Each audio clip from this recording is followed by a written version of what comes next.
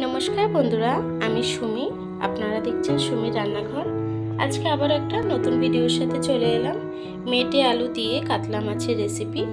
চলুন তাহলে এই রেসিপিটা শুরু করা যাক। ফুল ভিডিওটা দেখার অনুরোধ রইল। আর ভিডিওটা যদি ভালো লেগে থাকে চ্যানেলটাকে সাবস্ক্রাইব করে ভিডিওটায় লাইক দিয়ে দেবেন। চলুন তাহলে রেসিপিটা শুরু করা যাক। তরকারিটা রান্না করার জন্য একটা কড়া বসিয়ে নিয়েছি। কড়াইটি গরম হয়ে গেছে, তেল দিয়ে দেবো।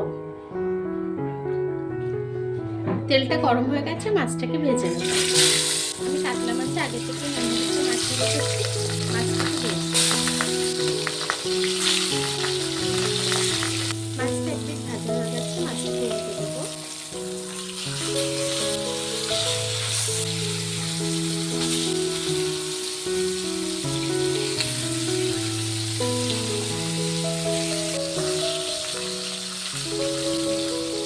দেখুন বন্ধুরা, মাছটা ভাজা হয়ে গেছে, মাছটাকে তুলে নেব। মাছটাকে লাল লাল করে ভেজে নিয়েছি। মাছ ভাজা তেলের মধ্যে দিয়ে দেবো পেঁয়াজ কুচি। পেঁয়াজটাকে হালকা করে ভেজে নেব। দিয়ে দেবো কয়েকটা কাঁচা লঙ্কা। পেঁয়াজ আর কাঁচা লঙ্কাটাকে একটু ভেজে নেব। পেঁয়াজ আর কাঁচা লঙ্কাটা হালকা ভাজা হয়ে গেছে, এখন দিয়ে দেবো 1 চামচ রসুন বাটা। দিয়ে দেবো 1 চামচ মতো আদা বাটা। আদা রসুনের কাঁচা গন্ধটা যতক্ষণ না যাচ্ছে একটু রান্না করে নেব। আদা রসুনের কাঁচা গন্ধটা চলে গেছে, এখন দিয়ে দেবো কেটে রাখা একটা বড় সাইজের টমেটো। টমেটো দিয়েও একটু রান্না করে নেবো যতক্ষণ টমেটোটা নরম না হয়ে আসছে। এখন আমি বাকি পুরো মশলাটাকে অ্যাড করবো। দিয়ে দেবো স্বাদ মতো নুন। দিয়ে দেবো 1 চামচ হলুদ গুঁড়ো। দিয়ে দেবো 1.5 চামচ জিরের গুঁড়ো। দিয়ে দেবো 1/2 চা চামচ ধনে গুঁড়ো। সামান্য একটু জল দিয়ে দেবো যাতে গুঁড়ো মশলাটা পুড়ে না যায়। সব কিছুকে একসাথে কষিয়ে রান্না করে নেবো যতক্ষণ মশলা দিয়ে তেল না ছাড়ছে। দিয়ে দেবো 1 চামচ ঝাল লঙ্কার গুঁড়ো। দেখুন বন্ধুরা, মশলাটা কিন্তু সুন্দর করে কষানো হয়ে গেছে, মশলা দিয়ে তেল ছেড়ে দিয়েছে। এখন আমি মেটে আলুটাকে দিয়ে দেবো। আমি মেটে আলু আর নতুন আলু একসঙ্গে সিদ্ধ করে রেখেছিলাম।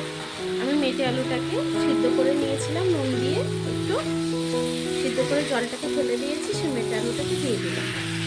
এই আলুর সাথে মশলাটাকে সুন্দর করে কষিয়ে নেব। সামান্য একটু নুন দিয়ে জলে ভাপিয়ে নিলে কিন্তু এই আলু লাল লাল যে ভাবটা সেটা কেটে যায়। আলুটা মশলার সঙ্গে সুন্দর করে কষানো হয়ে গেছে, এখন আমি জল দিয়ে দেবো।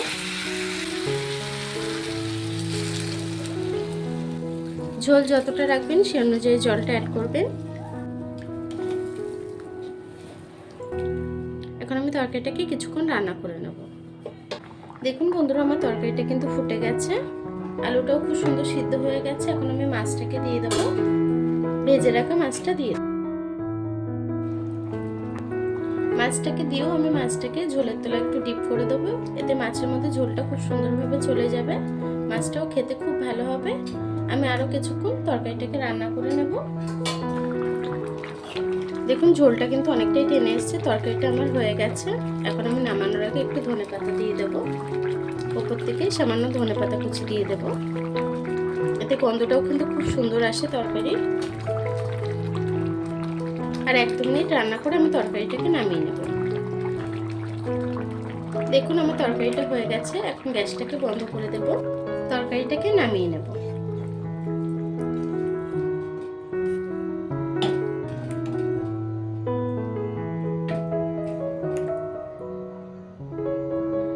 দেখুন বন্ধুরা, আমার তরকারিটা কিন্তু হয়ে গেছে। মেটে আলু দিয়ে কাতলা মাছের তরকারি। আমার এই রেসিপিটা কেমন হয়েছে কমেন্ট বক্সে জানাবেন। ভিডিওটা ভালো লেগে থাকলে চ্যানেলটাকে সাবস্ক্রাইব করে ভিডিওটা লাইক দিয়ে দেবেন। আর এতক্ষণ ধরে আমার ভিডিওটা দেখার জন্য আপনাদেরকে অসংখ্য ধন্যবাদ।